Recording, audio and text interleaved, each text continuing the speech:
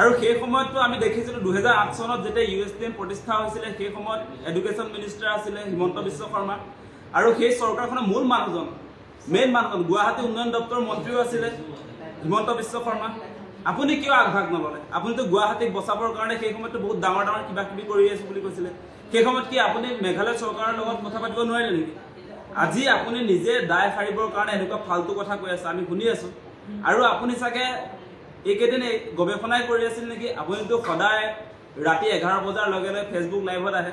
গুৱাহাটীত যেতিয়া কৃত্ৰিম বানপানী হ'ল তাৰ পাছত আপুনি দেখোন 11 বজাত ফেচবুক লাইভ নকৰা হ'ল। আজি 3 দিন আমি দেখা নাই আপোনাক, চাই আছো কি কয়।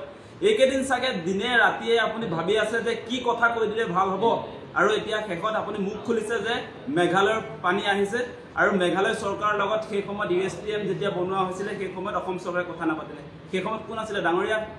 সেই সময়ত আপুনি আছিলে নাই চৰকাৰত? এনেকুৱা ফাল্টু কথা নক'ব দেই, সেই কথা কৈ দিছোঁ। আৰু এটা কথা কৈ আছে আপুনি যে শিলহাকুলৈ লাহে লাহে পানী আহিবলৈ আৰম্ভ কৰিছে। আৰু কেইদিনমানৰ আগত শুনিছিলোঁ আপুনি কৈছে গুৱাহাটীৰ কৃত্ৰিম বানপানী 50% শিলহাকুলৈ আহিছে বুলি ক'লে। আজিৰ দিনটোত এটোপাল পানীও আমি শিলহাকুলৈ অহা দেখা নাই। যোৱা গোটেই কালিৰ দিনটোত আমি গোটেই শিলহাকু পৰিদৰ্শন কৰিলোঁ। শিলহাকুলৈতো গুৱাহাটীৰ কোনো বানপানী অহা নাই। গতিকে আপুনি ক'ত 50% বানপানী অহা দেখা পালে? আপুনি কিবা পিন্ধি আছে নেকি? আপোনাৰ চকুত কিবা আছে নেকি বাৰু? পানী যিহেতু অহা নাই, অসমবাসী ৰাইজে দেখা নাই, আপুনি দেখা পায় 50% যদি কৃত্ৰিম বানপানী শিলহাকুলৈ যোৱা হ'লে তেতিয়াহ'লে আমাৰ গুৱাহাটী মহানগৰবাসী 24 ঘণ্টা পানীত ককবকাই থাকিব লগা নহ'লহেঁতেন। এনেকুৱা ফাল্টু কথা নক'ব। ক্ষমতাত আছোঁ বুলি মানে আবুল তাবুল বকি মানুহৰ মন মগজু বিপথে পৰিচালিত কৰিবলৈ কেতিয়াও যত্ন নকৰিব। আপুনি মুখ্যমন্ত্ৰী হয়, ফাল্টু মানুহৰ নিচিনাই কথা নক'ব দেই। সেই কথা কৈ দিছোঁ। বাৰম্বাৰ মিছা কথা কৈ মানুহক ডাইভাৰ্ট কৰি থাকে।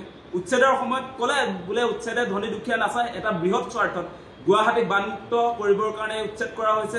তাত ধনী দুখীয়া যোনেই নাথাকক, কৰ্পৰেট হাউচ থাকিলেও তেওঁলোকৰ বিল্ডিং উচ্ছেদৰ আওতালৈ আহিব বুলি কৈছিলে। আজিৰ দিনটোত আপোনাৰ এই জিঞ্জাৰ হোটেল পানীৰ মাজত কেনেকৈ আছে? আজি ICM নামৰ প্ৰতিষ্ঠানটো পানীৰ মাজত কিয় অৱস্থান কৰি আছে? আজি আমাৰ হিম্মত চিংকা গুৱাহাটীৰ আটাইতকৈ ওখ বিল্ডিং আইডিয়েল হিল ভিউ কেনেকৈ পানীৰ মাজত অৱস্থান কৰি আছে? আৰু আমাৰ থলুৱা মানুহবিলাক 100 মিটাৰ 200 মিটাৰ দূৰত যিবিলাকে ঘৰ বনাই আছিলে তেওঁলোকৰ ঘৰ দুৱাৰ ভাঙি পেলালে। আপুনি সেইজনহে মানুহ? আপুনি বহুত ডাঙৰ কথা কৈছিলে। পুঁজিপতিৰ বিল্ডিং দেখিলে আপুনি ভয় খোৱা মানুহে কি ডাঙৰ কথা ক'বলৈ আহিছে? ফাল্টু কথা নক'ব দেই, সঁচাই কৈছোঁ। মানে কৰ্পৰেট হাউচবিলাকৰ বিল্ডিং দেখা পালে হিমন্ত বিশ্ব শৰ্মাৰ বুকু কঁপি উঠে আৰু তেওঁ বহুত ডাঙৰ ডাঙৰ কথা কৈ থাকে। আৰু এতিয়া আমি এটা কথা কৈ দিছোঁ যে হিমন্ত বিশ্ব শৰ্মাই এই মুহূৰ্তত যিহেতু গুৱাহাটীৰ কৃত্ৰিম বানপানী নিৰ্মূলত সম্পূৰ্ণৰূপে ব্যৰ্থ হ'ল আৰু এটোপাল কৃত্ৰিম বানপানীও শিলহাকুলৈ নগ'ল, গতিকে 1200 ঘৰ মানুহৰ ওচৰত তেওঁ আঁঠুকাঢ়ি ক্ষমা খুজিব লাগে। এটোপাল পানী যিহেতু নিব নোৱাৰে শিলহাকুলৈ, তেওঁ আৰু নৈতিক দায়িত্ব স্বীকাৰ কৰি আমাৰ থলুৱা মানুহবিলাকৰ যি মাটি তেওঁ কাঢ়ি লৈছিলে সেই মাটি ঘূৰাই দিব লাগে। যদি ঘূৰাই নিলে এটা কথা ঠিক যে হিমন্ত বিশ্ব শৰ্মাই নিজৰ স্বাৰ্থত নিজৰ পৰিয়ালৰ কাৰণে সেই মাটি সংৰক্ষণ কৰিছে, আমি সেই কথা ভাবিবলৈ বাধ্য হ'ম। আৰু উচ্ছেদ হোৱাৰ পাছত আমি দেখিলোঁ যে এই বহিৰাগত বনিয়া মন্ত্ৰী এজন যে আছে অশোক সিংঘাল, সেই অশোক সিংঘালে শিলহাকুৰ পাৰত প্ৰটেক্ট প্ৰাইড নামৰ এটা অনুষ্ঠান আৰম্ভ কৰিছে। থলুৱা মানুহক কেইদিনমানে বহিৰাগত মন্ত্ৰীটোৱে মাতি লৈছে। মানে শিলহাকুৰ থলুৱা মানুহ উচ্ছেদ কৰাৰ আঁৰত সেই হিমন্ত বিশ্ব শৰ্মাৰ পৰিয়াল, আজি অশোক সিংঘাল বেপাৰী, তেওঁ প্ৰটেক্ট প্ৰাইড সেইবিলাক নিৰ্মাণ কৰিবৰ কাৰণে আপোনালোকে উচ্ছেদ কৰিলে। গতিকে সেইবিলাক নাটক বন্ধ কৰক। বানমুক্ত গুৱাহাটীৰ কথা কৈ ৰাইজৰ সমৰ্থন ল'লে, তাৰপাছত এতিয়া এটোপাল বানপানীও শিলহাকুলৈ নিব নোৱাৰিলে। গতিকে এই বেপাৰী মন্ত্ৰীজনক কৈছোঁ অশোক সিংঘাল, তেওঁ কোনো নৈতিক অধিকাৰ নাই, তেওঁ গুৱাহাটী উন্নয়ন দপ্তৰৰ মন্ত্ৰী, কোনো কাৰণে তেওঁ থাকিব নোৱাৰে। গতিকে এতিয়া তেওঁ কৈ আছে নলা নৰ্দমাবিলাক বোলে ডাঙৰকৈ বনাব লাগে। আপুনি ক'ত শুই আছিলে নেকি ইমান বছৰ? এতিয়াহে মনত পৰিছে যে আপুনি নলা নৰ্দমাবিলাক যে সৰু। এতিয়া গুৱাহাটীত কি হয়, মানে ৰাস্তাৰ পৰা নলালে পানী নাযায় নহয়, ৰাস্তাৰ পৰা নলালে পানী নাযায়, নলাৰ পৰা ৰাস্তালৈ পানী আহে। সেই ঘটনা ঘটি আছে আজি। গতিকে হিমন্ত বিশ্ব শৰ্মাক দক্ষ বুলি কোৱা মানুহবিলাকৰ মোক প্ৰশ্ন উঠে কেতিয়াবা, তেওঁ কেনেকুৱা দক্ষ আপোনালোকক আৰু এটা উদাহৰণ দিলে আপোনালোকে বুজি পাব।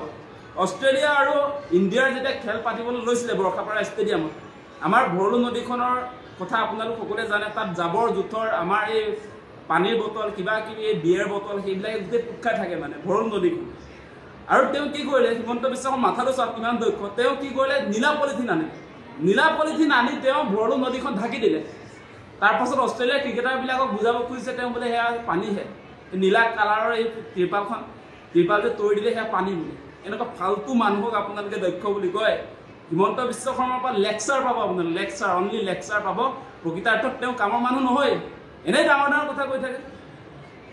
ডাঙৰ কথা কৈ থাকে মুঠতে তেওঁ কামৰ মানুহ নহয় সৰ্বকালৰ ব্যৰ্থ মুখ্যমন্ত্ৰী হিমন্ত বিশ্ব শৰ্মা আপোনালোকে ভালকে যদি ৰিচাৰ্চ কৰি চাই অনুসন্ধান কৰি চাই তেতিয়াহ'লে হিমন্ত বিশ্ব শৰ্মা মানুহজন কি আপোনালোকে সঠিক উত্তৰটো নিজে পাই যাব ধন্যবাদ